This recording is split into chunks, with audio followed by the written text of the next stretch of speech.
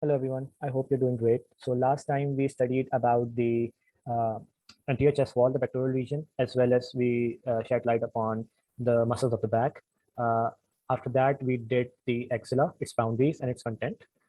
Now, in today's class, we'll be going over the anatomy of the arm as well as the elbow, and we'll be including cubital fossa as well. And I'll try to include all the clinical correlates that are present. Trust me when I say this session is going to be a really high one, depending wherever you are studying medicine from. Either you are studying for your prof exam or your step 1 exam. Uh, there are a lot of correlates when it comes to arm and the elbow itself, including the cubital region. So I want you guys to pay close attention when we are going through all of the clinical correlates one by one.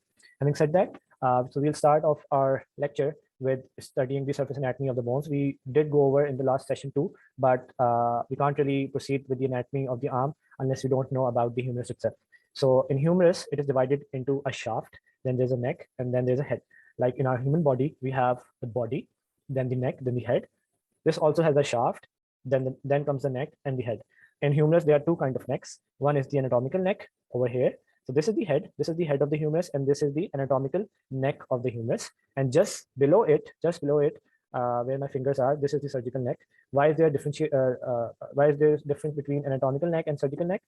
Even though this is the true anatomical neck, and this is where the neck should have been, but usually as physicians in day-to-day encounter in clinics, we find out that the fracture that is more commonly occurs is at the surgical neck. So this is where most of the surgical intervention are done and the fractures occur. That is why we call this the surgical neck. Okay. And we also went over that the axillary nerve and the posterior humeral circumflex artery also goes around the surgical neck, which can get damaged if there is a fracture of the surgical neck. So this is the head.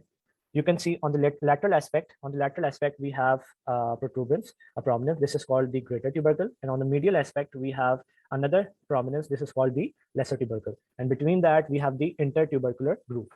This is the shaft of the humerus. And over here, anterolaterally, I can feel some rough surface over here. This is the insertion site for the muscle. If you're thinking deltoid, you are right. This is the insertion of deltoid muscle. If I see distally, before we come on to distal end, I want to turn around the humerus. And while doing so, I can see that there is a oblique line that is going from the medial aspect down the lateral aspect. This is actually the radial groove. As the name states, we call it the radial groove because it houses the radial nerve as it goes along. And there's another vascular structure which follows it. I'll tell you later on in the lecture. As I go downwards, I can see there's a depression over here. This is the posterior surface of the humerus. There's one depression over here. And anteriorly, I also have one depression over here and one depression over here. So since this is the medial aspect of the bone, the head always faces towards the medial side of the body. So this must be the medial epicondyle. So this is the medial epicondyle. Then this must be the lateral epicondyle. So this is medial epicondyle, lateral epicondyle, and we have two depressions over here. These depressions are named according to the structure, which actually structures of the ulna, which get attached over here. So this is actually the medially we have the coronoid fossa, and laterally we have the radial fossa. And in a while, I'll tell you where these processes actually are in the ulna. And if I turn it around, we have another depression, but a singular depression. This is called the olecranon fossa. This is where the olecranon process of the ulna attaches.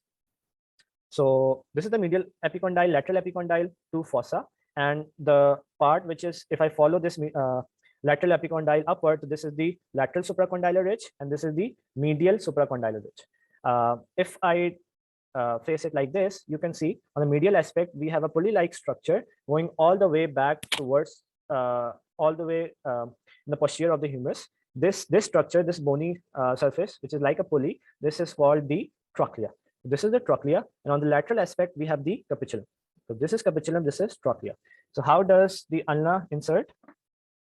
So this is our ulna, and how am I able to differentiate that this is ulna? So whenever I hold this bone, I try to see the top of it, and if I can see basically C-shaped structure on top of it, this shows me that this must be the ulna. And why is that so? Because if I hold humerus like this, the ulna inserts itself. So the ulna inserts itself on top of the trochlea. It inserts itself on the top of the trochlea, and it moves like this. It moves like this. I hope it makes sense. So actually, there are two joints. There are two major joints present at our elbow. One is the hinge joint, the other is the pivot joint. So the hinge joint is actually formed between the humerus and the ulna, the proximal portion of the ulna. So if I talk about ulna, so it has a C-shaped structure in it. So the top of that C-shaped structure, this is the olecranon process, and this is the coronoid process. Moving into the lecture, I really want you guys to know, whenever there is a fossa, there must be a process that attaches inside it. Okay, so whenever we talk about any fossa, there must be some structure which goes inside it. The same way, since we talked about this is the olecranon fossa, so we have this olecranon process which attaches and inserts inside it. Okay, so when we extend our arm, this is where the olecranon process inserts. Likewise, this is called the coronoid process. So we had coronoid fossa on the medial aspect. And once we flex the arm, this is where the coronoid process inserts. I hope it makes sense. You can see, right? This is where the coronoid process inserts inside the coronoid fossa. So if we look at the ulna closely, we have a depression on the lateral aspect of the ulna. And this is where the head of the radius fits in. So I hope you can see, this is where the head of the radius fits in. And how do I know that this is the left ulna? Because ulna is always medial, and this facet for the radial head, this always points towards the lateral side. So it can't be like this. It has to be facing laterally. So that is why this is the lateral. This is the left ulna. Okay. So we have talked about the ulna. Just one more thing. Since we talked that this is the trochlea, where the ulna actually slides. So this groove inside the ulna, this groove itself is called the trochlear notch, and it makes sense. Okay.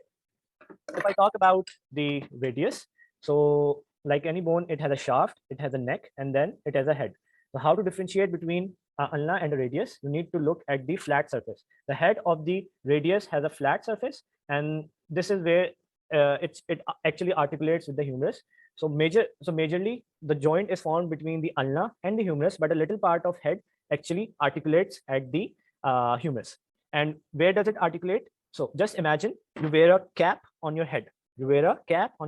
So we knew that there was a bony structure called the trochlea, and so there was a bony structure called the trochlea, and there was a bony structure called the capitulum. So where you wear a hat, you wear a cap on your head. So the head of the radius actually articulates with the capitulum. I hope this makes sense. So the head of the radius articulates with the capitulum, which is the cap of the humerus. So having said that, let's begin. Well, let's see the slides. Let me share the screen quickly.